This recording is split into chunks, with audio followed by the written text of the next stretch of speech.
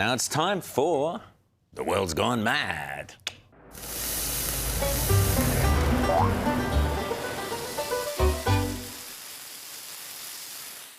Yes, in this mad and crazy world, I frequently ask myself, what is the biggest threat to mankind? Terrorism, nuclear war, chemtrails? It would appear not. The biggest threat to this country is white Christian men and the white Christian women who support the patriarchy.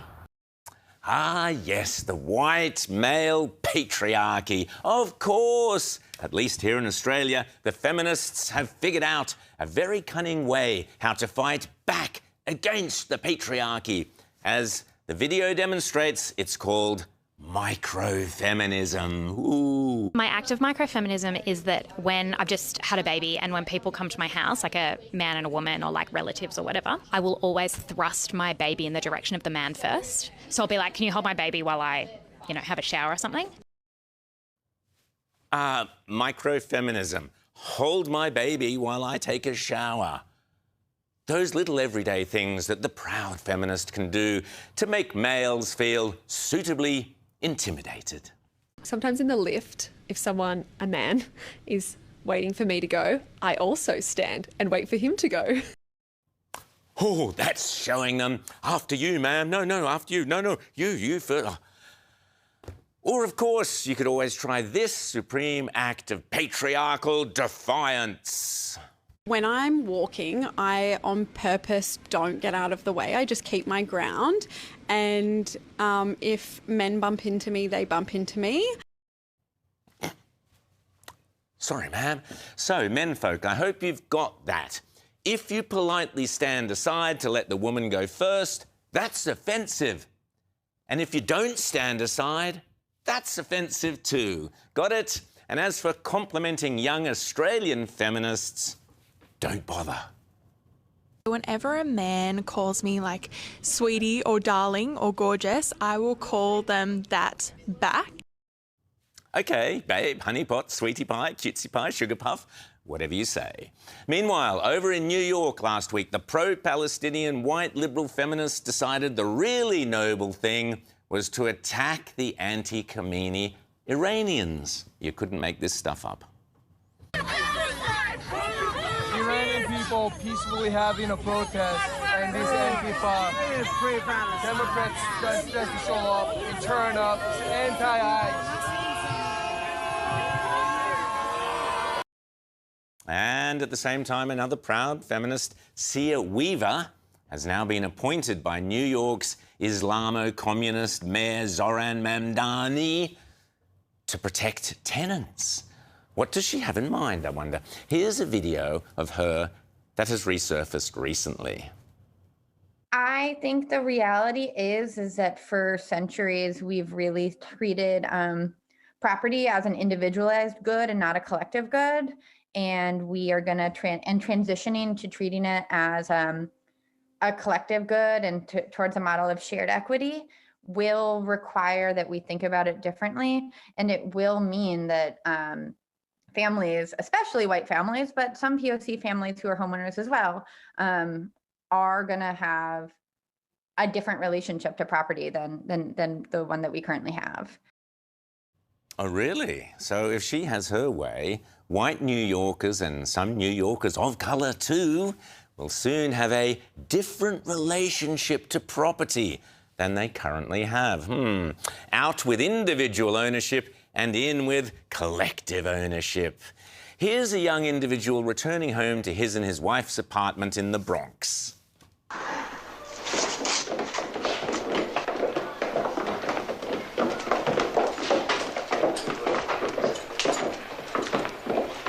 Yuri, this is Comrade Yelkin, our local delegate. He lives here. Oh, how do you do? Welcome. Sorry, my mistake. That was a scene from the movie Dr. Zhivago when, during the Russian Revolution, Soviets also switched from individual property ownership to collective property ownership. Spoiler alert, it does not end well.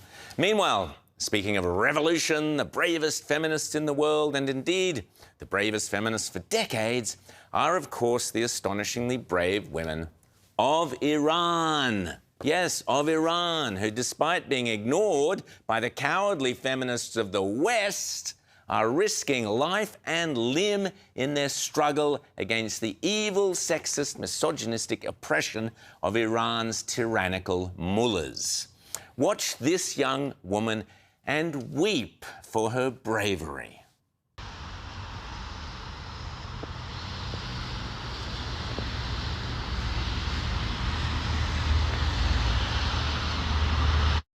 That moment of desperation and courage was captured in this one astonishing image, an image which has in turn become its own iconic poster of the struggle for freedom. There is not a single feminist throughout the 21st century as brave as that young woman. Let's hope her courage and self-sacrifice end this ghastly regime. But where have the so-called third wave feminists of the West and of Australia been? Let's check in, shall we? Why, here in Australia, our brave feminists like Louise Adler, Jane Caro, Kathy Lett, Jacinda Ardern and so many others grabbed the headlines with their ever so brave and courageous boycotting of a regional writers' festival. Why? Because a radical pro-Palestinian anti-Zionist, Randa Abdel Fattah, was disinvited from the program. Huh. But standing up for Iranian women, nope, haven't heard anything about that from our fearless Aussie feminists. Over in Britain, the lovies and the acting elites have previously worked themselves up into a lather, not trying to get terrorists out of the country, but they've been trying to get an alleged Islamist extremist, Alaa Abd El Fattah, back into the country. Am I spotting a pattern here? Minister, I'm making this video because I, like a lot of people, and I should imagine yourself included, are deeply concerned about the situation that Alaa Abdel Fattah finds himself in currently in an Egyptian prison. Again, I must have missed the video where Bill Nye, Olivia Colman, Brian Cox, Judi Dench, Emma Thompson and all the other lovies got together and demanded the release of the thousands of Iranians now crowding Iranian prisons, many about to be hung or murdered for supporting their own freedom marches.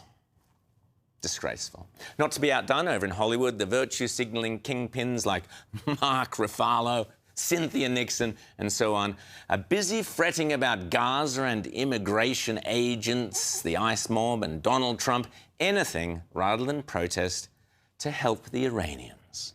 Yes, could there be anything more sickening than the woke world of virtue-signalling celebrities? In fact, here is my Best Actors Award of the Year, the Golden Gob, for the most appalling, smug celebrity of the lot, Mark Ruffalo.